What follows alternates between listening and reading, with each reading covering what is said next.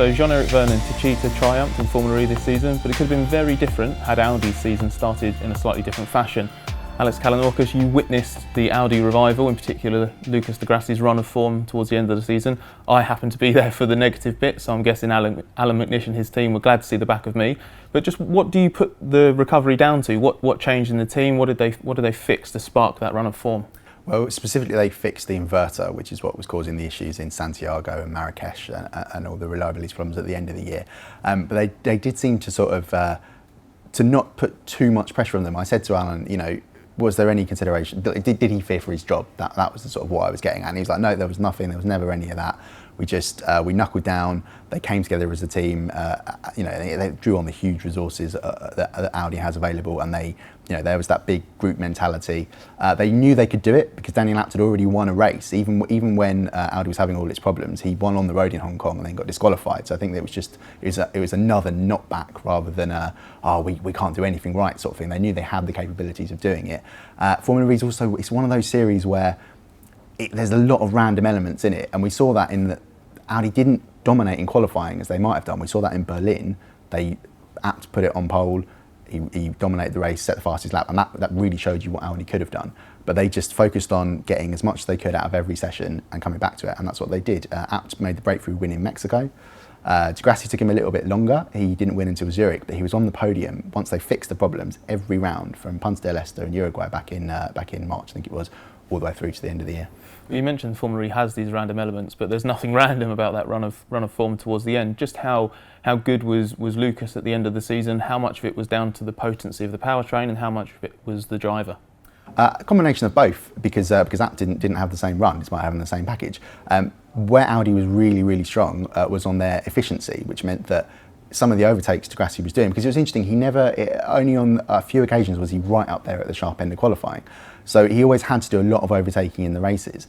And it looked at times like Audi was just in another series. The overtakes were so easy because what they were doing, where their advantages were, was that by having that extra efficiency, the drivers could stay on the power longer than their opponents who were having to lift and coast a little bit more. So they would always rise up through the field. But Di Grassi, is he the fastest in FE? That's debatable because he's not up there in terms of pole positions, etc. But he's probably one of the best racers because he always came back through. But how did they win the team's title? What was it? Was it their rivals slipping up as well? Did no one quite have that same quality of driver lineup across both cars? What happened? Because obviously they came from such a long way back to steal it at the end. They did, and I think it was a combination of Audi nearly losing it. I think they probably did lose the driver's title if you look at the points difference, the amount that Di Grassi lost and where he ended up behind Jean-Eric Vergne. But it was a combination of Techeetah as well, who were their rivals in that. They only ended up losing by 2 points. They had a new driver in Andre Losserat, and he took a few races to get up to speed, but once he was there and he hit his stride, he was a rapid rate of development, and it looked as if him and Vergne could take them all the way. But unfortunately, at the start of the very last race in New York, Lotterer jumped the start, got a penalty, which dropped him down the order. He rose back up again, but unfortunately it just wasn't enough, and they ended up losing by 2 points. So it was a combination of the dominant Audi package, you have to say. And I've written about this in Autosport magazine for my season review this week. It was an amazing comeback for Audi, but it should never have been in this situation in the first place. They had the best car, the best package, and they lost one championship, and they could very, very nearly have lost both. Well, obviously they won the team's title, but the driver championship did elude them. How much of this is an open goal missed? If the car was that good, if the powertrain was that much better, have they blown their best chance? Because next season Jaguar are going to be even stronger. You're going to it's a complete clean slate for everybody because you've got the new Gen 2 car coming in, HWA's coming in, and then beyond that in season 6 you have Mercedes as a works team and Porsche. So was this Audi's best chance of sweeping both titles? Of doing the double, certainly, but it's that classic thing. Just because everybody else is making a step doesn't mean Audi can't make another step themselves. What they will have to worry about is Renault didn't develop their powertrain for this season. Renault have exited, Nissan is taking over the same technology, the same team. They would have been working on that all year. We've got DS did exactly the same thing. We saw how close Sam Bird came to win. He was right up there in the title fight with a package that wasn't developed and was a bit inefficient and overweight, etc.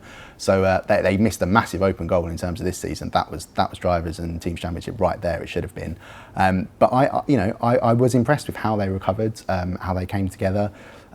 what Daniel Abt, the step that he's made. So Audi's got all the ingredients that it is the FE benchmark now. It's taken over. Renault has exited, but it exited on sort of downward turn. Audi is the FE benchmark, and everyone else will be shooting for them.